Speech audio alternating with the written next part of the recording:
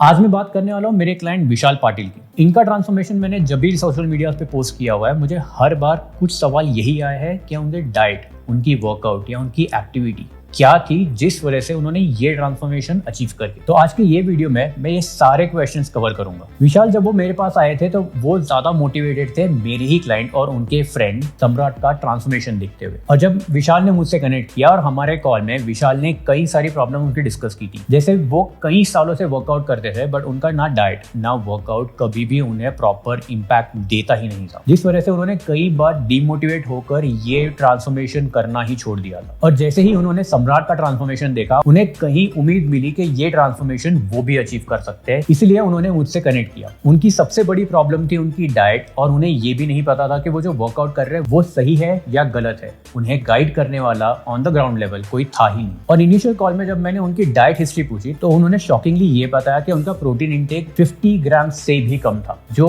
उनके body weight का शायद हाफ भी नहीं है। लेकिन वर्कआउट वो सारे 6 दिन करते थे और उनका कार्डियो लेवल ऑलमोस्ट ना के बराबर ही था। एंड बिकॉज ऑफ इस हिस्ट्री मैंने सबसे पहले उन्हें प्लान डिलीवर किया था, वो था 1900 कैलोरीज का, जहां हमने उन्हें 120 ग्राम्स ऑफ प्रोटीन कवर किया था। और क्योंकि विशाल नॉन वेजिटेरियन थे इसलिए हमारे लिए काफी आसान था उनका प्रोटीन इंटेक कवर करना। और उनकी डाइट में ये जो प्रोटीन था वो चिकन, एग्स, दाल, टोफू और सिर्फ एक स्कूप ऑफ व्हे इन्हीं से कवर हुआ है। और उनका वर्कआउट स्प्लिट जब हमने डिजाइन किया था वो था 6 डेज के लिए, which was push, pull and legs. लेकिन यहाँ पर एक स्ट्रैटेजी हमने अपनाई, वो था प्रोग्रेसिव ओवरलोड, जो उन्हें खुद नहीं पता था वो कैसे करना है। जहाँ हमने बेसिक डिस्कशन किया ऑन अ वीडियो कॉल कि ये प्रोग्रेशन कैसे अचीव कर सकते हैं। जिन्हें ये नहीं पता कि प्रोग्रेसिव ओवरलोड होता क्या है, उनके लिए ये है कि प्रोग्रेसिव ओवरलोड का मतलब जहाँ आप आपके वेट सेट्स या रेप्स हर वीक या बाई वीकली और even to a good extent monthly भी आप इंक्रीज कर सकते हो। फॉर एग्जांपल, अगर आप चेस्ट प्रेस के लिए आप 20 kg अगर लिफ्ट कर रहे हो तो आपका गोल नेक्स्ट वीक या उसके अगले वीक में ये होना चाहिए 22.5 या 25। और ये जरूरी नहीं है कि ये लास्ट सेट में ही हो, क्योंकि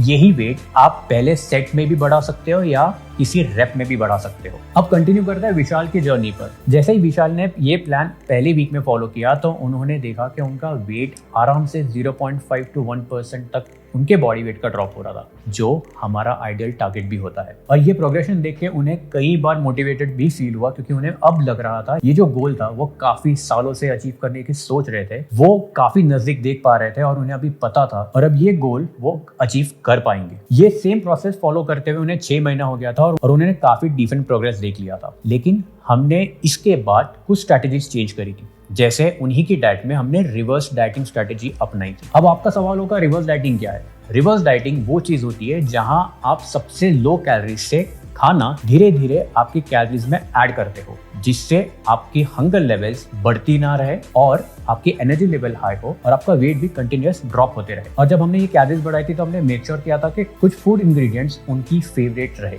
जैसे उन्हें काफी पसंद था आइसक्रीम, वो हमने ऐड किया था। और ये आइसक्रीम ऐड करना या कोई भी क्रेविंग वाला फूड ऐड करना एक स्ट्रैटेजी होती है जिससे लोगों का अधेरेंस बढ़ जाता है और उन्हें क्रेविंग लॉन्ग रन में कम होने लगती है। यही प्लान फॉलो करते हुए अब हमें 9 महीने हो चुके थे। अब इनका नेक्स्ट गोल था टू डू फोटोशूट, जहां उनका already current body fat was around 12 to 14%। जहां उनका बॉडी फैट था 12 to 14%, उन्हें लेके जाना था नियर टू 10%। इसके लिए हमने उनके लिए डेप्लीशन प्लान फॉलो करवाया। अब आप पूछोगे डेप्लीशन प्लान क्या होता है? डेप्लीशन प्लान में जहां उनकी कैलोरीज में से हम ऑलमोस्ट कार्ब्स निकाल ही लेते हैं या ना के बराबर होता है, लेकिन ये कीटो नहीं है। कीटो और डेप्लीशन प्लान बहुत ही अलग होता है। वाइल इन दिस प्रोसेस हमने उनकी एक्टिविटी लेवल भी बढ़ाई थी। हमने उन्हें कहा 15,000 स्टेप्स करने के लिए, जो वो कर पाए। और वर्कआउट के अंदर भी कुछ चेंजेस किए, क्योंकि जब आप डेप्लीशन डाइट में होते हो आप बहुत ज्यादा हैवी लिफ्ट नहीं कर पाते हो because of little low on energy. हमने उनके वर्कआउट थोड़े एंड्योरेंस या ज्यादा रिपीटेशन में चेंज कर दिए थे। और अब बारी आती है उनकी फोटोशूट की। लेकिन फोटोशूट के पहले हमने उनका